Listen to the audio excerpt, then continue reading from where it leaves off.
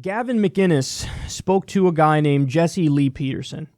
Now, Jesse is a black conservative, and listen, he's just a living caricature. That's what he is.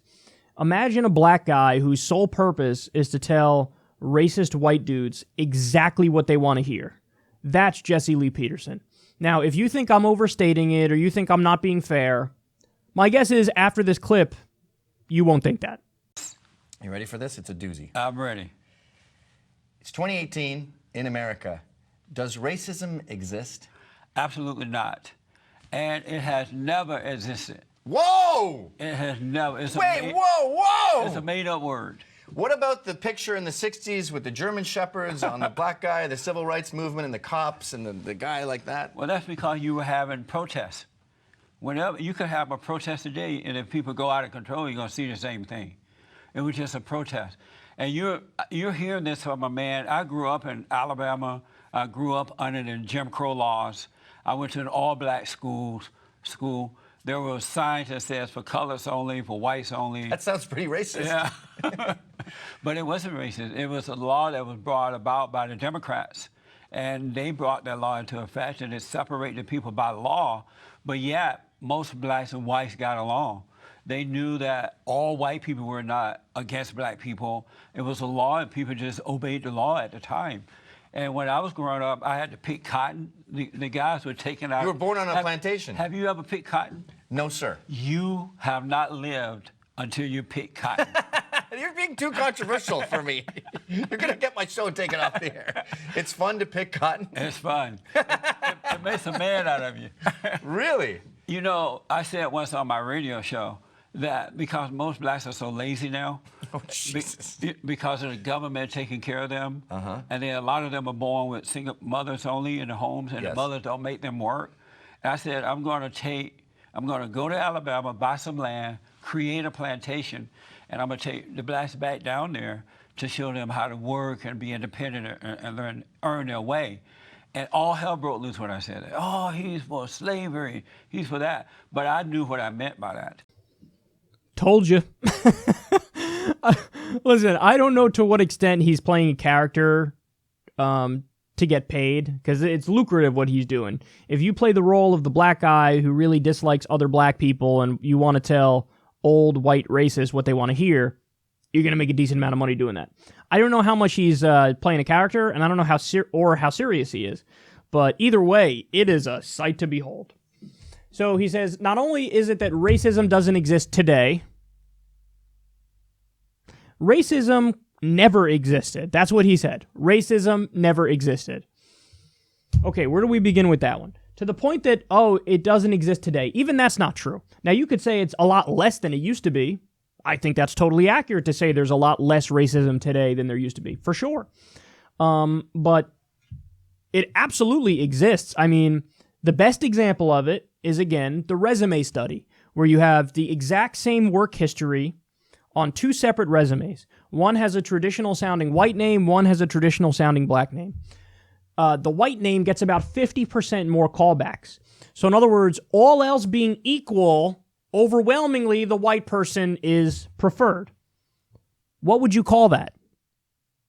I mean, I'm open to hearing different words to describe it. There was the online sales study where it's a black hand holding a product versus a white hand holding a product. Everything else about the product exactly the same. The white hand got way more people purchasing it from the white hand. That's another example. The giant discrepancy in the way mandatory minimums are imposed. Overwhelmingly, it's used for black people versus white people when they commit the same crime. The way the death penalty is imposed overwhelmingly goes to black people, even if a white person commits the same crime. White people sell drugs more often than black people. Black people get arrested more often for selling drugs than white people. Now, again, I'm not saying racism today is as bad as it was back in the day, but it certainly exists. And even people who are far-right kind of people, who generally are against left-wingers on issues of race, I think they can admit that racism still exists to an extent. I mean, it's not totally gone. And now we're just talking about today. He said it, quote, never existed. He said it's a made-up word. It never existed. Racism never existed. What would you call slavery? What would you call slavery? Yeah, but there were some white people who were slaves also, and then there were black people who enslaved other black people. And that means that the concept of racism was never a real thing, and that when it was a white person owning black people, which was the majority circumstance in the U.S., that wasn't racist? Okay, put that aside. What do you call Jim Crow and segregation? You literally separated the races. What do you call that? What do you call that? No, it's separate but equal. Yes, I'm sure. Well, of course, as it's been proven, it's demonstrable that back then, the black schools were massively underfunded. When it comes to the income levels, it was way lower in black communities. So the idea that it's separate but equal, it literally was not equal. It just was not. And then you get into the history of lynchings and things of that nature. I'm really having to sit here and argue that racism not only exists, but it existed under fucking segregation and Jim Crow and slavery. Are you fucking kidding me? I have to make that argument today. Racism absolutely never existed, said Jesse Lee Peterson. And then he says, well, listen, I was raised under Jim Crow in Alabama, and there were colored water fountains and white water fountains. And Gavin McInnes even says, that sounds pretty racist. He's like, no, it wasn't. How is that not racist? How is that not racist? The white people didn't want the dirty blacks sipping from the same water fountain. How is that not racist? I don't understand how you could think that's not racist. It seems to me like he's either acting or he yearns for the good old days of his childhood. For whatever reason, he thinks they were good old days. But they objectively weren't. Go ask the family members of the people who were fucking lynched because they looked at a white woman the wrong way. And then he said most blacks and whites got along under Jim Crow and segregation.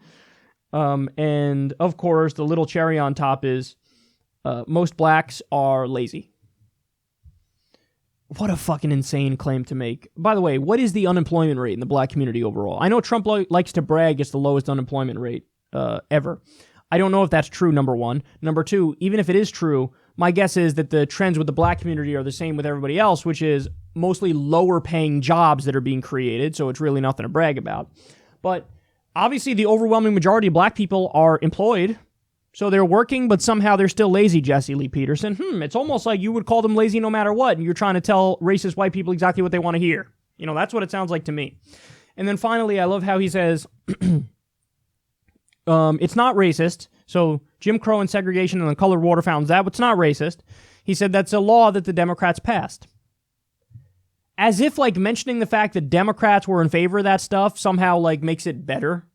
When Dinesh D'Souza makes that point, his argument is it was the Democrats who were the racists because they were in favor of segregation back then. Your argument is the Democrats were in favor of segregation and it was awesome. And it's somehow not racist. Mind-blowing. I mean, he reminds me of the Chappelle skit where it's like the black KKK guy. He really reminds me of that. It's pretty fucking hilarious. But yeah, listen, invoking the Democrats doesn't change the argument one way or the other. And the reality is, just so you know, back then the Democrats were the conservative party. There was what was called a political realignment that happened when Lyndon B. Johnson signed the Voting Rights Act and the Civil Rights Act. So they conveniently leave out and they, Dinesh D'Souza's whole career is based on ignoring the fact that a political realignment is a concept that exists and it happens from time to time.